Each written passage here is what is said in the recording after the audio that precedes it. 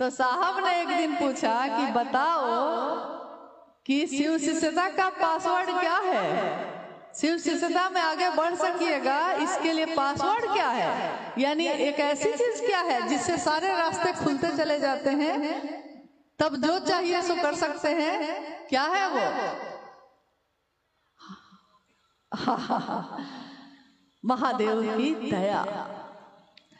महादेव से दया मांगना ही समझिए कि आगे बढ़ने के सारे रास्ते खुल जाते हैं। झुका है आपका सर और महादेव ने गले से लगा लिया है, लेकिन अहंकार के साथ जब तक खड़े रहेंगे तब तक तो बड़ा मुश्किल है। हालांकि गुरु के स्वरूप के कारण महादेव उसको भी शिष्य बनाते हैं जो उन पे विश्वास नहीं करता। वो चाहे प्रेम करे चाहे गाली दे, लेकिन अगर महादेव के क्लास में आ गया है, महादेव का शिष्य बन गया है, विचार में बोली में भी अगर उसने कहा है कि महादेव मेरे गुरु हैं, तो महादेव का शिष्य वो है। महादेव उसमें अपना ज्ञान उतार ही देंगे, उसका उन्नयन कर ही देंगे। तो कृपा और दया में यही अंतर है कि कृपा में तो जितना करिएगा उतना पाइएगा, दया अहेतुकी है तथापि, इसलिए दया का कहना बड़ा मुश्किल है। उसमें किम न सिद्धते भूतले, इस भूतल पे क्या ऐसा है जो महादेव चाहेंगे और न होगा, और जो महादेव से जुड़ा है वो चाहेगा तो न होगा, क्योंकि चाहत में बल है, जुड़ाव में बल है, हम में आप में नहीं है, उनमें तो बहुत है ना। दीदी नीलम कहा करती थी कि सिद्धियां संकल्प से सायास पाई जाती है, जो वस्तु अनायास मिल जाए वह सिद्धि नहीं होती। मैरवा से विमल गुरु बहन, कृपया इसको समझाने का प्रयास। हाँ, ये अनमिल अक्षर में भी इसका जिक्र है। बड़ी सिद्धियां सायास पाई जाती हैं, यानी आपने सुना होगा कि कोई कोई कहते हैं कि बहुत सिद्ध बाबा आए हैं हिमालय में 10,000 साल से, मतलब कहने में लोग कहते हैं 10,000 साल से हिमालय में तपस्या कर रहे थे, सिद्धि प्राप्त करके आए हैं। या कोई तपस्या कर रहा है, कोई जमीन के अंदर बैठ के तपस्या कर रहा है, कोई हवा में उड़ रहा है, कोई पानी पे चल रहा है, सिद्धियां हैं ये सब। सिद्धि प्राप्त करने के लिए उसने काफी परिश्रम किया है, काफी तपस्या, मंत्रों का जप, यानी श्रम युक्त भक्ति, श्रम के साथ, ताकत के साथ अपनी भक्ति लगाई है, तो सिद्धियां पाई हैं। लेकिन बड़ी सिद्धियां अनायास मिलती हैं। अब देखिए कि जब तक साहब हरिंदानंद जी शमशान साधना करते रहे, कब्रिस्तान साधना करते रहे, मंत्रों का जप करते रहे, तो छोटी छोटी सिद्धियां तो प्राप्त है ही, जो चाह रहे थे हो रहा था। लेकिन जिस दिन उन्होंने महादेव को अपना गुरु बनाया, यानी ये क्षण जो था वो अनायास हुआ, अपने आप हुआ। इसके लिए उन्होंने कोई तपस्या नहीं की थी, इसके लिए उन्होंने कोई मंत्रों का जप नहीं किया था, किताबों का अध्ययन नहीं किया था, उनके मन ने बस सोचा था गुरु भगवान होते हैं, भगवान गुरु क्यों नहीं है। लोग कहते हैं गुरु न ब्रह्मा गुरु न विष्णु गुरु न देवो महेश्वर, गुरु साक्षात पर ब्रह्म तस्मै श्री गुरुवे नमः।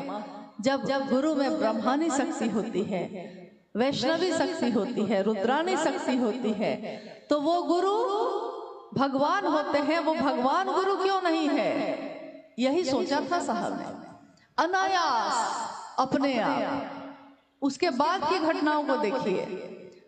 सन 1974 में साहब ने शिव को अपना गुरु बनाया।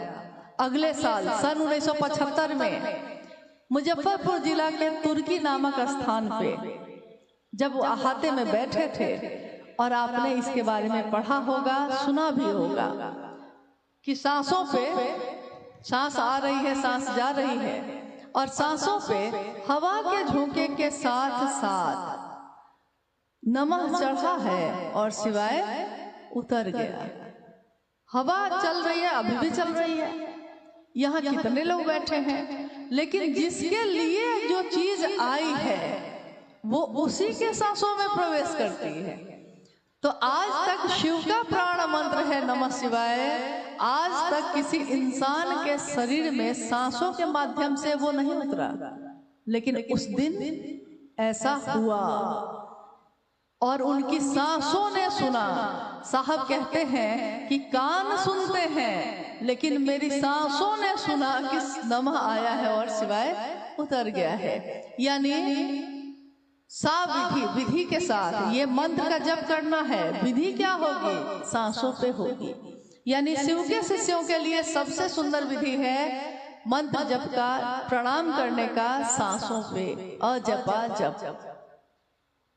तो ये सिद्धि नहीं है, सिद्धि के लिए प्रयास करने पाते हैं और बड़ी चीजें, बड़ी बातें अपने आप मिल जाती हैं। इसके लिए कुछ किया ना, कोई क्रिया न साधना, अयोग्य हूँ, अभिज्ञ हूँ, मतलब अयोग्य हूँ, कुछ नहीं जानता, अभिज्ञ हूँ, यानी इस बात को समझ नहीं पाता। तब भी महादेव ने चुना और सांसों पे नमः शिवाय का प्रवेश हुआ। बाद में उनके जीवन में काफी घटनाएं हुई। उन सारी घटनाओं ने उनको समझाया सचमुच में कि शिव की दया ना हो तो कुछ भी नहीं हो सकता। इसलिए पहला सूत्र उन्होंने सबसे पहले दया का ही लिखा, दूसरा सूत्र आकाशवाणी हुई उसको बनाया, तीसरा सूत्र नमः शिवाय मंत्र को से प्रणाम करने को बनाया, लेकिन पहला सूत्र दया मांगना ही बनाया। क्योंकि उन्होंने कहा कि जब मैं हार गया, श्रांत और क्लांत हो गया, निराश हो गया, पूरी तरह ये समझ गया कि कहीं कुछ भी नहीं है, और तब महादेव ने दिया है, तो महादेव की दया के सिवा यहाँ कुछ भी करने जैसा नहीं है। शिव गुरु शिष्य को शिव बनाते हैं, तो शिष्या को क्या बनाते हैं? सुधीर गुरु भाई मऊ।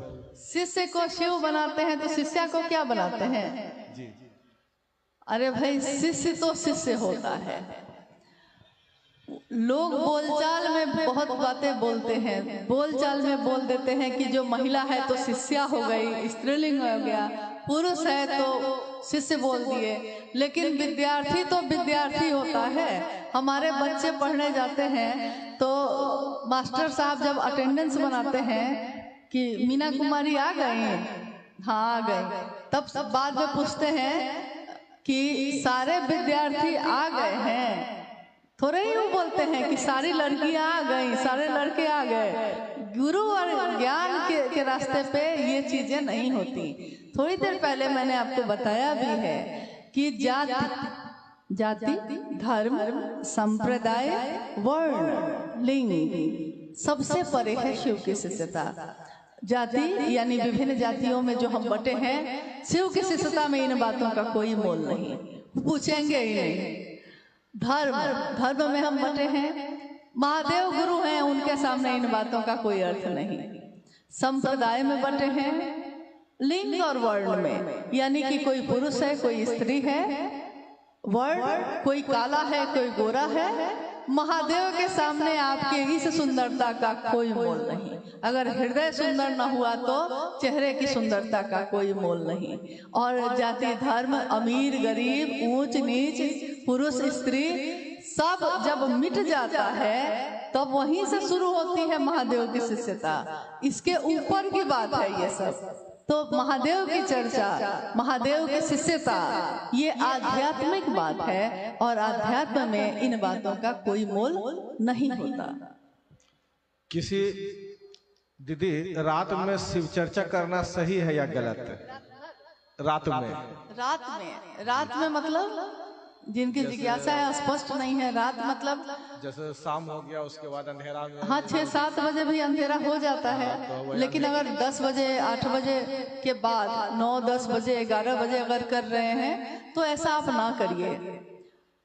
देखिए, हर जगह कुछ बात हम कहना चाहते हैं, थोड़ा सुनिएगा ध्यान से।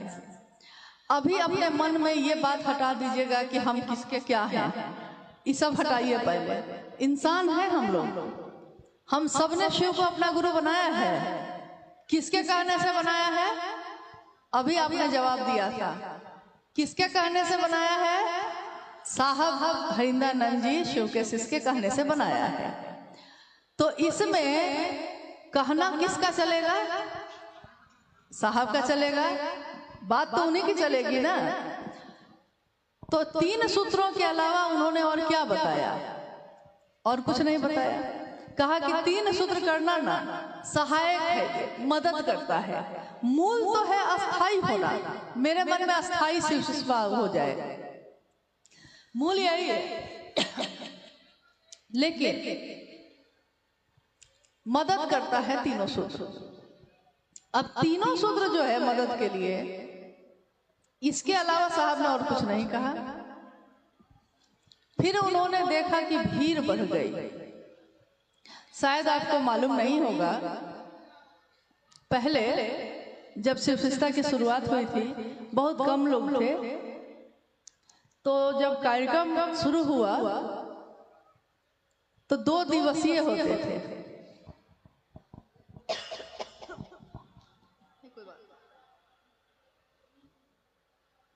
2 दिवसीय होते थे उस समय।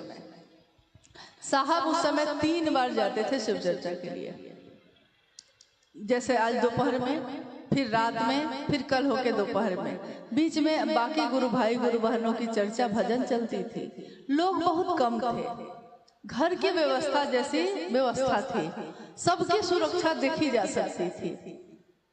और महादेव का काम बढ़ाना था तो मेहनत करनी थी, ज्यादा से ज्यादा समय देना था।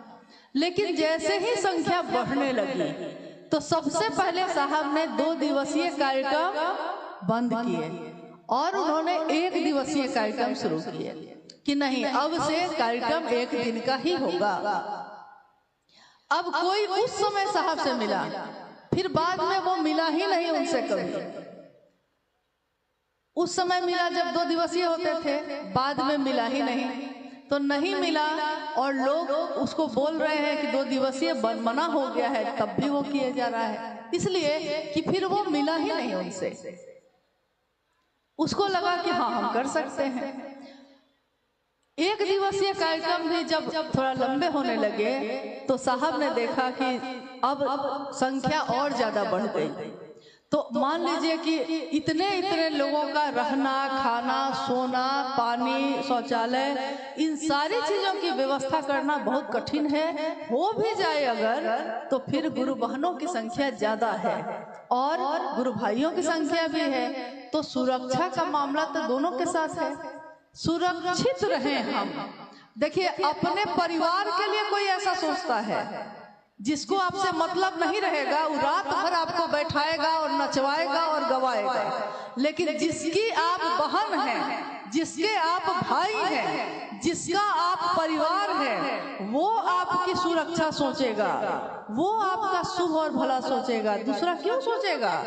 तो साहब ने सोचा, उन्होंने फिर ये निर्देश जारी किया, परिपत्र जारी किए गए थे उस समय कि कोई भी कार्यक्रम जो है दिवा काल में होंगे, यानी दिन में ही। अब सुबह से शाम तक के बीच में आपको जब सुविधा हो कर सकते हैं, लेकिन जब अंधेरा हो रहा है उससे पहले लोगों को छोड़ दीजिए ताकि लोग सुरक्षित अपने घर पहुंच जाएं। हमारी माँ है, हमारी बेटी है, हमारी बहन है, हमारा भाई है, वो सुरक्षित अपने घर चला जाए। यहाँ तक कि अगर किसी बहन का भाई भी उसके मायके जाता है और उसको लौटना है तो बहन को उससे प्यार बहुत है, वो चाहती है कि भाई और रुके, लेकिन देखती है कि रात होने वाली है और भाई को लौटना है, तो बहन जबरदस्ती उसको कहती है चले जाओ भैया, चले जाओ, समय पे घर पहुंच जाना, पहुंच के फोन करना कि सुरक्षित पहुंच गए कि नहीं, करती है कि नहीं। तो जो आपका अपना होगा वही न सोचेगा। साहब ने कहा अब हमको साहब की बात माननी है कि नहीं माननी है। साहब ने कहा है तो मानिएगा ना। साहब ने कभी नहीं कहा कि मुट्ठा का मुट्ठा अगरबत्ती जलाना। अरे क्यों जला रहे हैं? कभी कभी आरती या ये सब करने से किसी किसी की सारी जल गई। एक बच्चे के आंख में जो आरती कर रहे थे लोग मान नहीं रहे थे, आरती किए जा रहे थे। तो आरती जब होती है तो सब कोई आरती लेना चाहता है। एक गुरुबान के गोद में उसका बच्चा था, उस बच्चे की आंख में ही जलती हुई बत्ती गिर गई। साहब को बहुत कष्ट हुआ। उस दिन उन्होंने खाना नहीं खाया 2 दिन तक। यही सोचते रहे कि मेरे कहने को भी नहीं मानते लोग। आप कहिएगा उनकी पीड़ा क्या है। जब शिव शिष्यों का परिवार उनका अपना परिवार है तो उनकी पीड़ा ये है कि उनके लोग ही अब उनकी बात नहीं सुन रहे हैं। तो आपकी पीड़ा क्या है? क्या हम और आप इस रास्ते पे चले हैं किसी और के कहने से? तो हमको बात किसकी माननी चाहिए? किसमें हमारा आपका भला है? हमको उन्हीं की बात माननी चाहिए जिनके कारण से वो मेरे गुरु हुए हैं। फिर बाद बाकी काम में आप अपनी मर्जी चलाइए, आपकी जो मर्जी हो करिए। नहीं, इसलिए रात्रिकालीन चर्चाएं आप मत करिए। गोधूली बेला तक चल सकता है, लेकिन सुरक्षित लोग अपने घर लौट जाए, शाम होते होते लौट जाए। जिज्ञासा है दीदी, अभी 5 जिज्ञासा इसमें साहब की से संबंधित है, वो विसर्जन को लेकर इसमें लिखे हैं।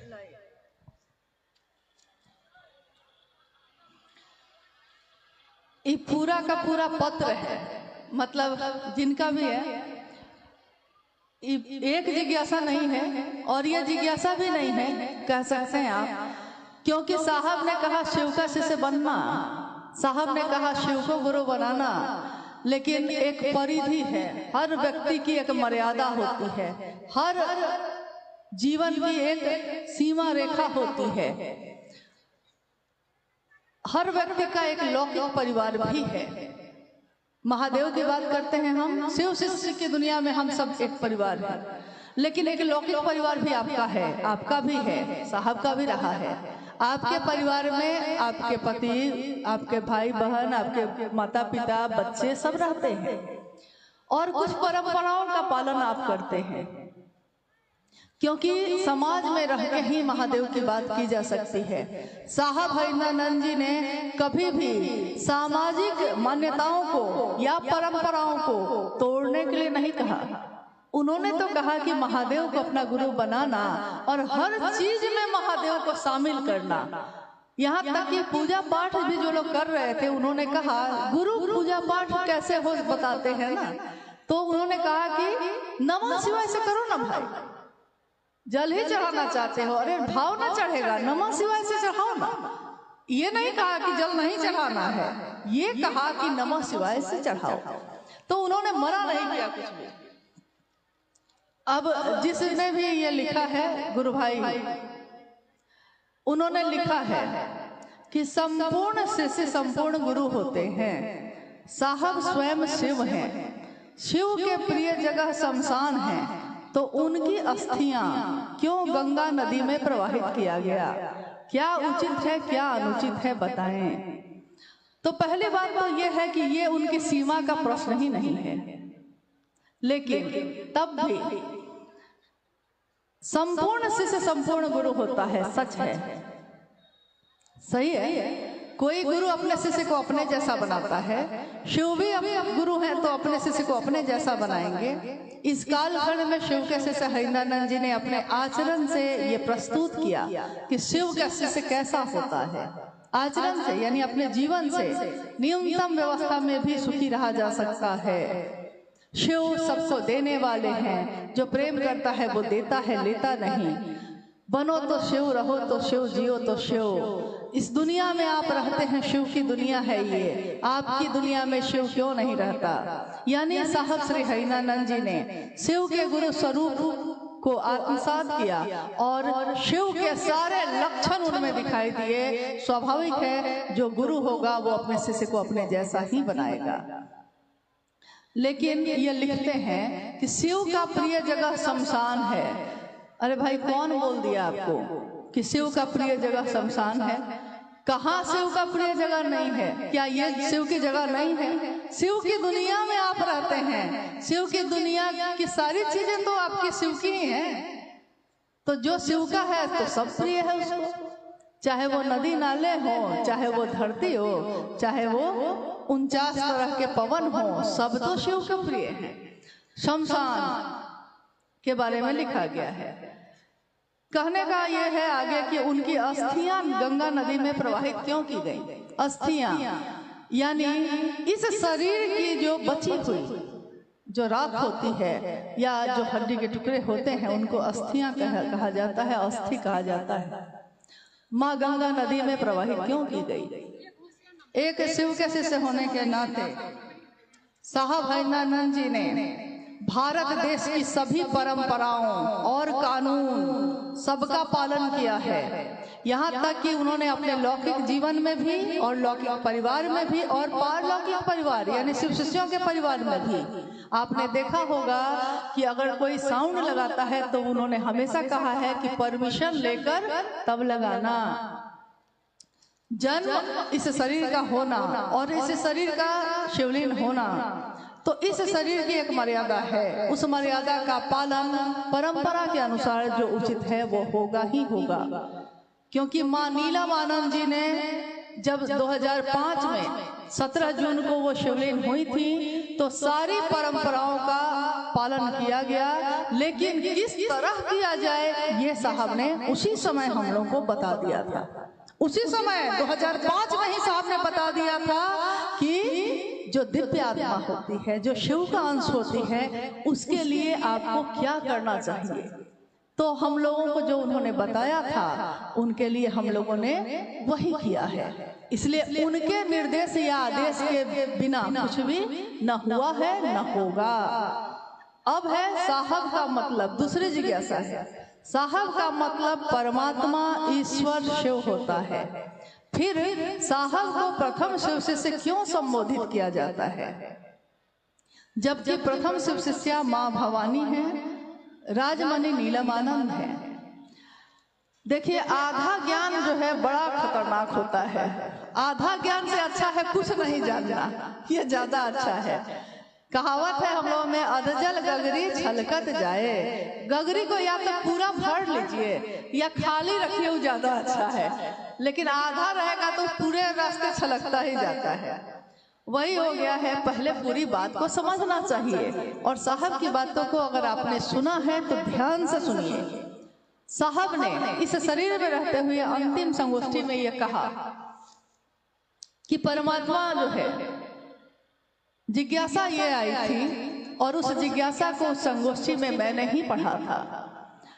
साहब मेरा एक है और न दूजो कोई। जो साहब को, यानी साहब को ही मैं कह रही थी ये बात कि जिज्ञासा ये है कि साहब मेरा एक है और न दूजो कोई। जो दूजा साहब करे वो दूजो कुल का होए। इसका क्या अर्थ है? तो साहब ने कहा कि जानते हैं साहब किसको कहते हैं? साहब परमात्मा को